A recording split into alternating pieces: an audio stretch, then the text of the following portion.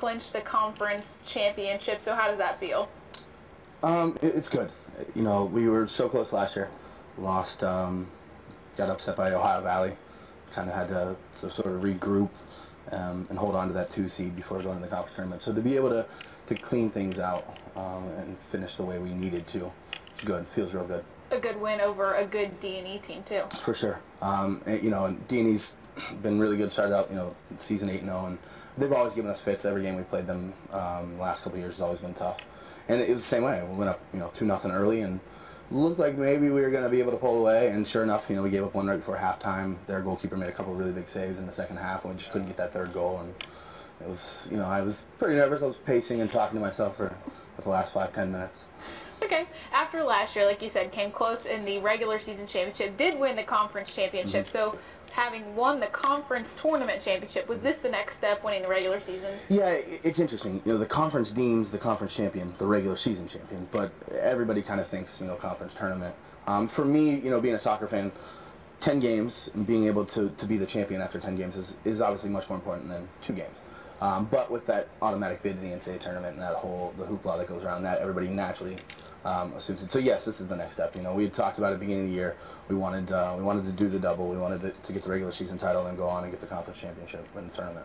Okay, what have your girls done right this year? Yeah, it's funny you say that. I just brought it up at practice tonight. You know, I said if you would, we were September 11th. We were 1-3-1. We had just lost to Seton Hill in overtime, and I said if anybody thought that we would be, you know, win 10 of our next 11 and be in this situation, they're all liars. They bought in. You know, every year it's how long, and I think any coach will tell you how long it takes them to buy into the system. You know, so they bought into the fact that we just needed to work hard every single day that we were out there, and most importantly, just listen. You know, listen and apply what we're working on, and build, you know, game to game. And we actually sort of revised our goals mid-season. We got rid of the season-long expectations and literally took it down to a day by day.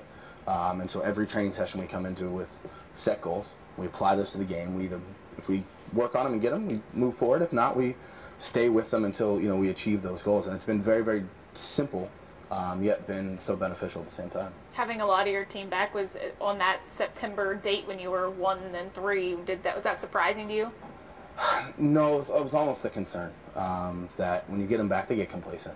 And I drew a line in the sand. I mean, a lot of these kids I've coached since they were, you know, 15, 16, and there was some nervousness. That was the one time I think all 10 of those seniors really feared me, from a standpoint of I was not sure. I wasn't convinced that we were going to finish the year with those 10 because they had become so complacent. And hats off to them for being able to battle through that little stretch there. And we always scheduled 2 non-conference games right before we had to come into Concord and Wesleyan to try to regroup. And it gave us 10, 11 days to really, you know, beat on them a little bit at practice and get focused, right? And you can see it's definitely paid off from that standpoint. Who have some of your top players been this year? It's funny. Early on, you know, we got randoms. You know, we got Megan Johnson scored her first career goal to beat Wheeling Jesuit. Sarah Holmes, our goalie, turned into a left back. Has 2 game winners. And then what it did was it bought our forwards and our returners, Olivia Augustine and Nicole Amon, some time to get things figured out. You know, and once again, now they're back up there. Both of them have 3 game-winning goals. You know, I think Nicole has 8 goals. Olivia's got 5, and, you know, Player of the Week this week in the conference. So it bought them time to get up there. And most importantly, you look at Kate Laird. I mean, she's a good goalie. Good goalie. And you know, defense wins championships. We've always said it. And so she's, you know, been the anchor back there. And then there's Gwen Brand, Preston County girl. I've coached her since she was 14. She's never gotten the recognition that everybody, that for, you know, the rest of the team. But without her, she's been a 4-year captain. She's like an assistant coach on the field. She's basically been the backbone, the glue that's sort of held the team together for 4 straight years. So with all that, what makes your team win games? Simple. Effort, hard work, and not giving up goals. You know, we've said it over and over again. If they just listen, just do the things we want, and they outwork their opposition. I'm confident in our ability to manufacture and get goals. And then I'm confident with Kate and the goal, and the defense in front of them. You know, and I've really said this, you know, we've tried very, very hard to create a dynamic that was just different, something that was unique. And these kids have so much fun with what they're doing. So it's so exciting to see them win, and at the same point in time have, well, I always say, more fun than anybody else. 2 regular season games left, and you have locked up #1 seed for the tournament, which guarantees you home field advantage every time you advance. What still needs to happen throughout the rest of the season, though? Well, there's still probably a slim, I'm hoping, a chance at an at-large bid, possibly, if we can win the last 2. But realistically, like we told them today, I had them all jot down 3 or 4 things that they really, truly feel that they need to work on. And so we're going to sit down and spend these 2 games working to get some of our, we've got 15 freshmen. So to get some of those freshmen out, get them acclimated in some non-pressure situations, and then allow some of even our returners, our upperclassmen, to work on some things that they've been struggling with in sort of definitely a non-pressure situation. And then obviously with Thursday being a non-conference game, senior day, we're going to have the emotions flow there. This is really the first recruiting class we've had, so give them an opportunity to showcase themselves and hopefully have some fun with it. And 12 wins is a program record for us so far, so I know they're shooting for 13, 14, and so on. Okay, let me consult my list here. So, okay, you've been in this position before then. Is the conference tournament going to be tough? Always is. And the reality of it is, if you look at all of our games, Wheeling Jesuit, we scored with 55 seconds left. Seton Hill, we lost with 2.5 minutes left in double overtime. Concord was 0-0 at halftime, beat them 2-0. Wesleyan was 1-0. We had to save a couple shots late. Charleston's 1-0. Shepherd was, 2-0, but not a comfortable 2-0. UPJ was 1. We were up 1-0, and it was 1-1. We scored late in that game. Even D&E in there. So every game, the benefit is that we've been through this so many times. 2 years ago when we made the run to the finals, we were down 1-0 against Seton Hill and had to sort of battle. Won a 1-0 game against Charleston. Last year was, again, a close game with Charleston. We got some goals early to get in there, and then the final, we scored 3 minutes in and then kind of had to hold on to that. So these kids have gotten so much better at taking advantage of leads and being able to hold on to it and making it last. And the table, I think places 3 through 8 could go basically about anywhere, so I really have no idea who we would play. And there's always, every team kind of has a little bit of a matchup issue for us, and so it by no means will be easy, especially with the pressure on it. These kids probably will know that in those situations that a loss and their career's over. And it's something, we've got a big dry erase board we have in the locker room with the days counting down, that they're guaranteed. And all I really said to them, I had a bunch of them crying in our pre-practice speech this morning or this afternoon, was just enjoy the time you got left. Enjoy these 4, 5, 6, 8, 10, whatever days it is, because that's the saddest part about the season ending is you're never going to get that exact group with that chemistry, moving forward. But I like to believe that that will to want to win will kick in as we get to the conference tournament, and hopefully, like I said, they're geared up and they really want the conference tournament championship again. As you said, though, a couple close wins, that tends to breed resentment in your opposing team. So is this going to be a classic target on your back situation? Yeah, I feel like it almost has to. And we don't play, I still believe that we haven't played probably more than 75% of our best soccer. Even at D&E, they held possession for a lot of the point in time. We've been outshot in 3 of our last 4 games. Ironically enough, the one time we outshot our opposition, we lost.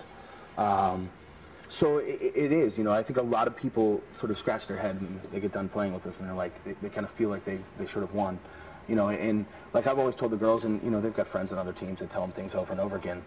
Eventually though, the should have, over and over and over again, it's been going on for 4 years now with this group. This group has won, what are we at now, 22, we're at literally 46 wins in 4 years for them. So they just know how to grind things out. They never make it easy, like you interviewed me last year. And again, we easily should have put away a goal to start the second half, which would have made it 3-1 on Saturday, in a very comfortable margin, but they just don't let it happen. And I know that puts even more gray hair on your head than is already true. there. It's so true. All right, as a coach, you've been here for how many years now? This is the 5th. That's what I thought. Okay, so how do you think in this time you've helped the program? Putting them on the map. Starting the program from when we came in. I was part-time. I was still working at Glenville State when I did it. So to go from that, go from 3 wins that year, to relatively put them on the map. We've been regionally ranked every single year, the last 4 years. We're constantly in the top 30, 40, 50 in the nation in a lot of statistical categories. And then winning conference championships. You know, it's funny, you go back and you look at what's going on.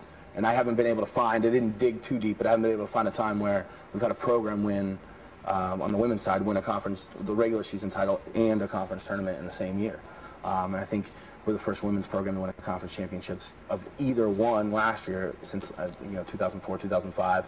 I think the last regular season title was maybe women's basketball in 98 or 99. So when you're able to do something that hasn't happened, it naturally puts you on the map from that standpoint. And you know, we've been successful enough to get on the news, which is, always beneficial. Any kind of publicity that you get for a small school. There's still tons of kids and parents in West Virginia where they're like, so what do you do? Coach women's soccer. Where? Alderson Broaddus. Huh? Who? Where's Philippi? Clearly not a household town. Right. So any kind of publicity that we can bring to the school, especially when you're at an enrollment-driven school, small private schools like that need all the publicity they can get. So being able to put them on the map like that. Okay. Let's see, what about other goals for you coaching? I know times you and I have talked before, it was conference championship. You've done that twice now. You're looking for your third in a couple weeks with the tournament and, recruiting and enrollment and all that. So how are the goals still going?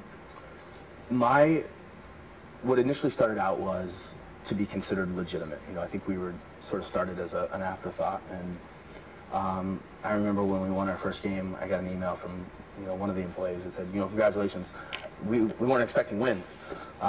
So my goal, and it puts a ton of stress on the kids, is I want to be the best total entity at AB. I want to have the highest GPA.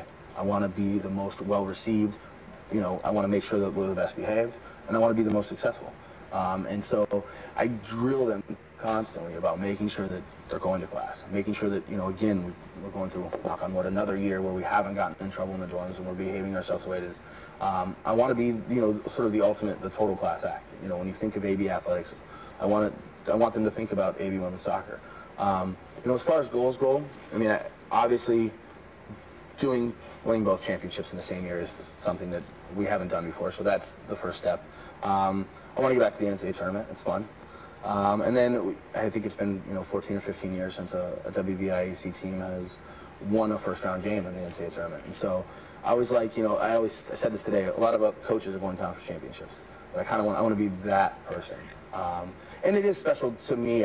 This year was different, with the WBIAC going on its way out, to win that last one. And I've spent 12, 13 years of my life with this conference, and so to be able to ingrain that, and etch that name with a championship was very, very, almost personal to me from the standpoint. What about recruiting wise? I've talked about that before too, and you said a lot about D2 soccer. You can't just go out and get your star player. You have to get 3 people that take that one job. But with your success, is recruiting getting easier? Yes and no. I still struggled more so in state than I probably have out of state, because again, it is women's soccer, so it's not naturally out there consistently. We have we brought in, like I said, 15 freshmen and 1 transfer this year, and from all over the place: Virginia Beach, Arizona, Northern California, Southern California, Texas, Florida, Canada. And then a couple of really good players here from West Virginia. It has made it a lot easier to get interest in. It's still tough. You still have to be able to, and unless we get them in and show them, it's easy for me to say, hey, I coach a little bit differently than the average coach, or hey, our program's a little bit differently. But until they get here, until they see that they really are special. My kids are special, and the program is special. But they have to come in. They have to come to campus. They have to see them, interact to get there. But it does. Every time you win, every championship, everything, every achievement is a situation where it's naturally going to help recruiting. But as you get better, you're fighting, instead of fighting other D2s, you're fighting more Division I programs. With 300. Division I women's soccer programs, it's always, everybody wants to go D1. So to try to convince those top-level players, and you look like my goalkeeper or my forwards, and there's a handful of kids on our team that could have gone Division I.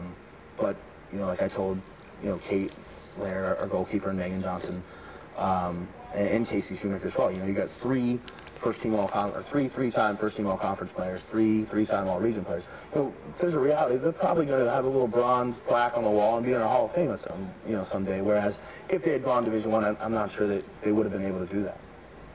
All right. Well, congratulations on your regular season championship. I know you've got just a couple weeks till the conference tournament. It starts in single elimination. How many games do you have to play until the championship game? So, because we have a bye in the first round, we'll only have to play the one. But quarterfinals start on Monday, next Monday, and then semifinals will be the following Friday, and then finals on Sunday. Well, good luck with that. I promise to put the schedule up on our website, and thank you to Patrick for joining me. Thank you very much for having me. We'll keep you updated on WBOY.com.